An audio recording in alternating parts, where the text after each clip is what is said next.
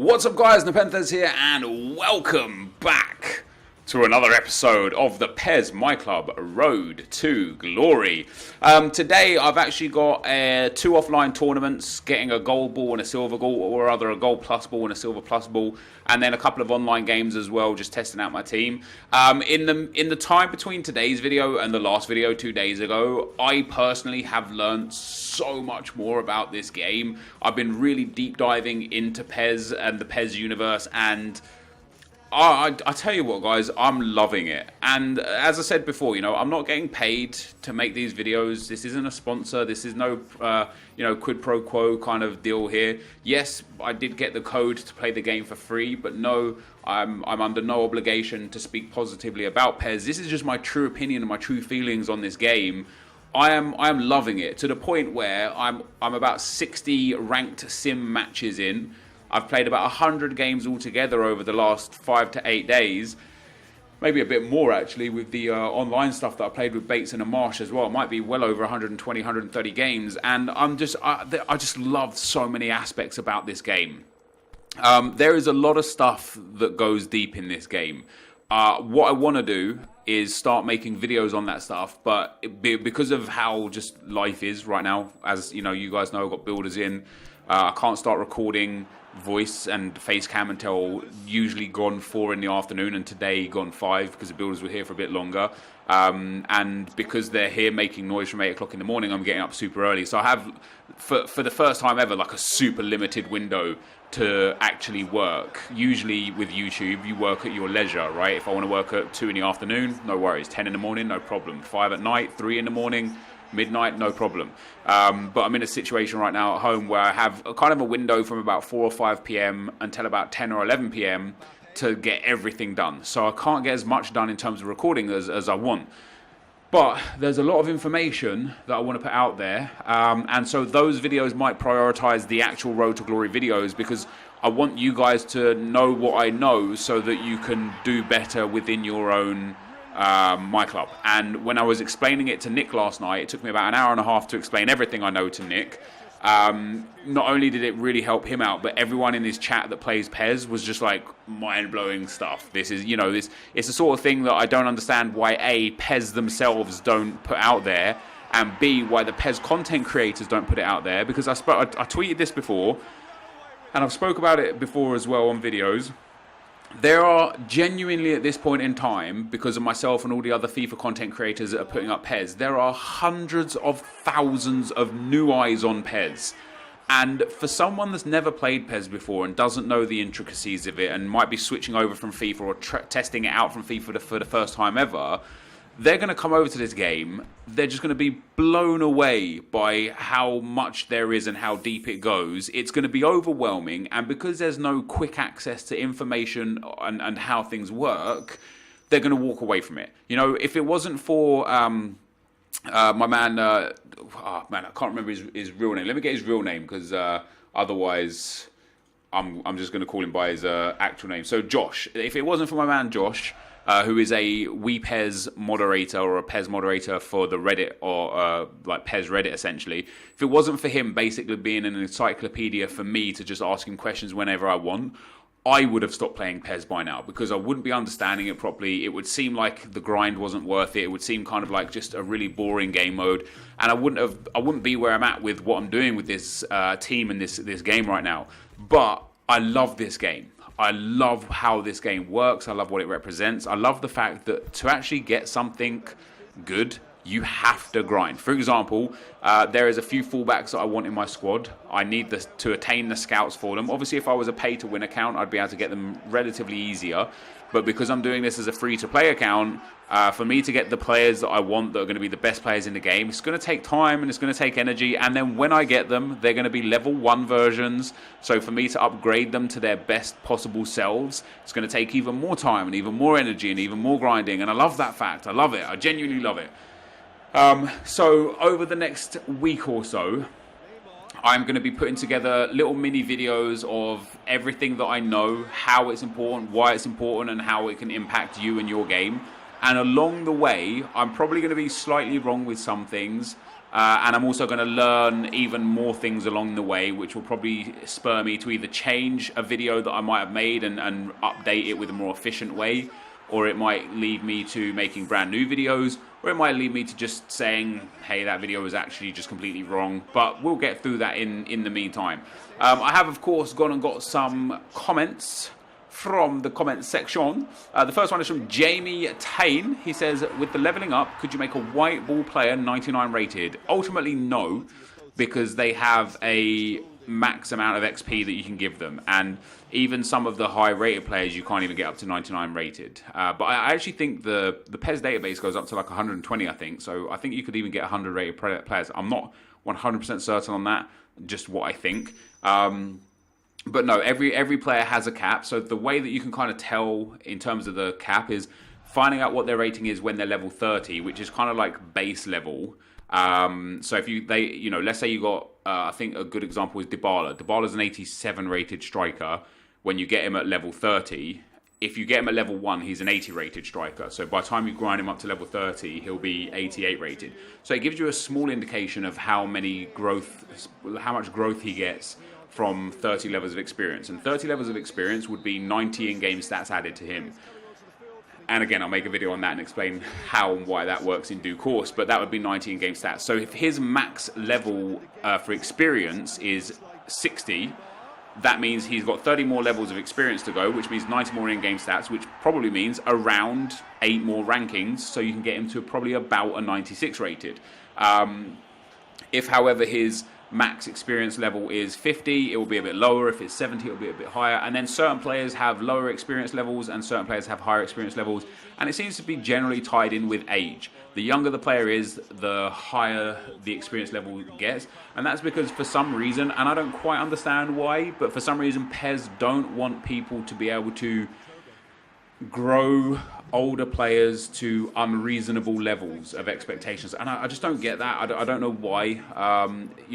That's something that I personally don't agree with, but the more I learn, maybe that'll be something I change my opinion on in due course. But yeah, ultimately speaking, if you have like a white player that's like, let's say a right wing, you get 2 right wings, one of them's 55 rated, one of them's 58 rated at level 1. If the 55 rated guy has a maximum of 80 experience levels and the 58 rated guy has a maximum of, say, 40 experience levels, the 55 rated white ball will be upgradable to a much higher degree. And my man Josh has put together a spreadsheet. He's going to eventually release it for you guys to look at as well, and it's going to be super important for me. But he's basically put together a spreadsheet on how experience works, and experience from level 1 to level 2 is 100 experience points. Level 2 to 3 is 102 experience points. Level 3 to 4, 104 experience points. 106, 108, and then after level 6, it starts getting bigger. So instead of 108 experience points going up 2 per level, it goes up by 4 per level. So you then need 112 experience points to grow to level 7, 116 to grow to level 8, and 120 to grow to level 9. And then, for example, to grow from level 18 to level 19, you need 288 experience points. Now, actually, that's not so bad. And the reason why that's not so bad is because for every 1 minute the player spends on the pitch, they gain 1 experience point.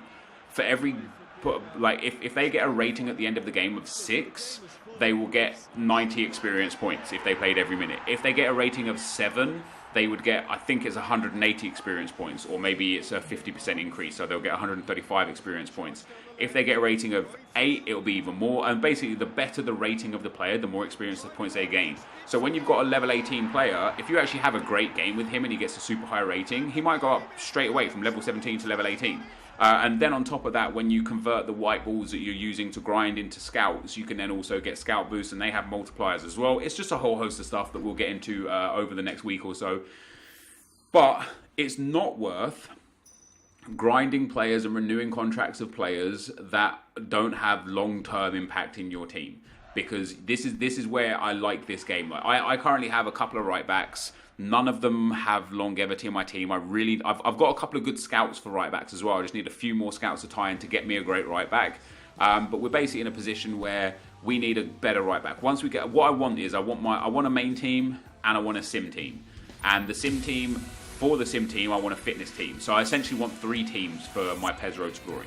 My main team will be just the best players that I can fit into a team that get the highest rating. My sim team will be a team of youth players that I'm going to grow up.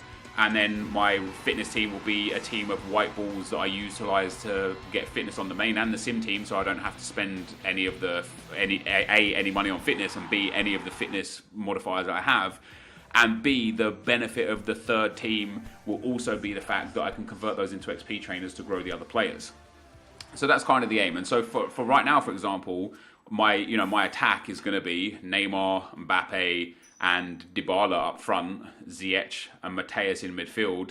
Salah, I'm going to probably convert into a centre midfield and play him as a centre midfield as well. Maybe not, I don't know. But I've already got like the attack. I just need to improve the back line. And to do that, I need time, and I need lots of time. So will I play this game deeply? I don't know. One thing that's interesting for me is that I'm doing everything offline right now, and I know I could be more efficient if I did it online, but the beautiful thing about the offline stuff is you can do it when you're not there. So right now, whilst recording this video, as I've said with the other videos, I've got an offline game being played right now, and I will gain experience and GP for that. I've actually got a really healthy GP balance. I'm up at about 175,000 at the time of making this video.